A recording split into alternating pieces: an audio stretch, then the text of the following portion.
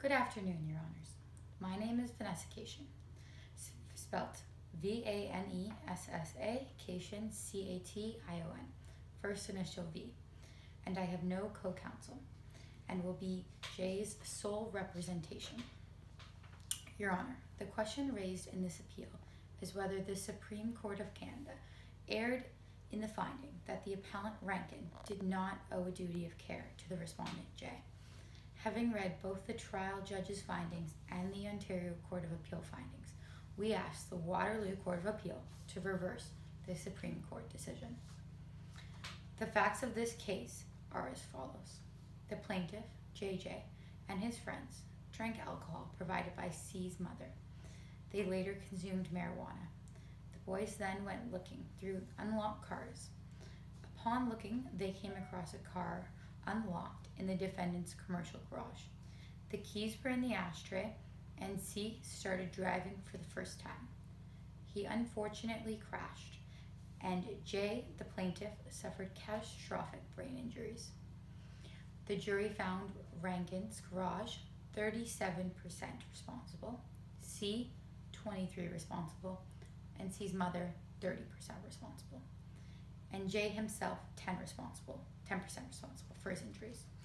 The first legal issue which pertains to this case is whether Rankin owes J a duty of care.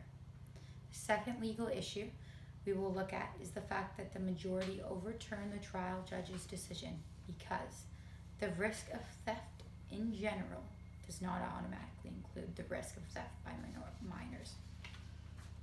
Throughout this appeal, we will look at both the dissent and the majority decision outlined in the Supreme Court of Canada decision, as they disagree on the standard of review.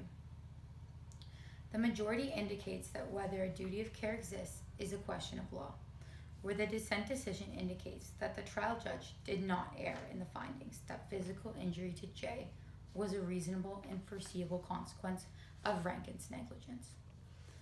Rankin owed J a duty of care due to the principles outlined in Donahue, which states that a duty of care is not owed to the world, but to one's neighbor. In addition to this, reasonably foreseeability is outlined in Cooper, where there must be proximity between the defendant and the plaintiff.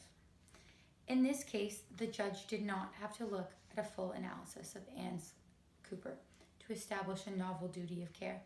Instead, we look at the application of relationships that recognize an imposing duty of care. The trial judge did not err in findings that physical injury to J was a reasonable, foreseeable consequence of the negligence demonstrated by Rankin. The court established a duty of care under the Anne's Cooper framework. To establish a negligence claim, the plaintiff must demonstrate four things. 1, that the defendant owed him or her a duty of care. 2, that the defendant's behavior breached the standard of care.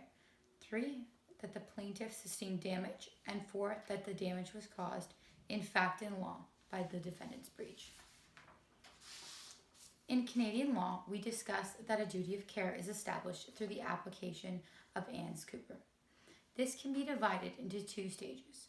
The framework asks 1, does a prima facie duty of care exist between the parties? And 2, if a prima facie duty of care exists, are there residual policy concerns that negate that duty? The first stage deems the burden on the plaintiff, who must prove that the circumstances disclose reasonable foreseeable harm and proximity. Assuming that the plaintiff has proven that the injury was reasonably foreseeable, the consequences of the defendant's negligence, a duty of care can be established, without the need to consider the second stage in the Anne's Cooper test. The trial judge and the dissent decision for the Supreme Court both found that the relationship between Rankin and J falls within a category of relationship in which a duty of care has found to exist. In this specific case, the majority of the Supreme Court erred in the findings based on specifically since they insisted that the category of foreseeable physical injury is too broad, despite its previous recognition by this court. The dissent rejects the majority statement that the application here would allow, quote, an expansion of that category such that it would, quote, subsume many of the categories recognized in tort law. The dissent rejects this idea and states that the majority contradicts its own statements that foreseeability of injury is often sufficient enough to establish proximity in cases such as physical injury. The dissent also argues against the majority, who fail to regard leading academic commentary on the subject, which states that, quote, when considering foreseeability of harm as an element of duty, courts should approach the question at a general, non-fact specific conceptual level. An additional issue that the dissent faces is that the majority bases it too heavily on the, quote, narrowly stated categories to determine that the category of foreseeable physical injury is inapplicable. They state that their decisions allow the category of foreseeable physical injury in this case can never be applied, as, quote, courts risk subsuming these others. The important aspect of this is that with this approach, they risk allowing an entire category of relationships that have been found to establish a duty of care as meaningless. This attributes to my decision that the majority erred in the findings that Rankin does not owe a duty of care to the plaintiff. Back to the main issue, the dissent concludes that the category of foreseeable physical injury is applicable in this case, unlike the majority. The dissent proves that this can be found in this case. The dissent concluded that there is enough evidence in this case for the trial judge to find Rankin responsible due to the fact that physical injury was a reasonable, foreseeable consequence. The dissent states that both the trial judge and the Court of Appeal held that it was reasonable foreseeable for someone like Jay to be injured due to the negligence.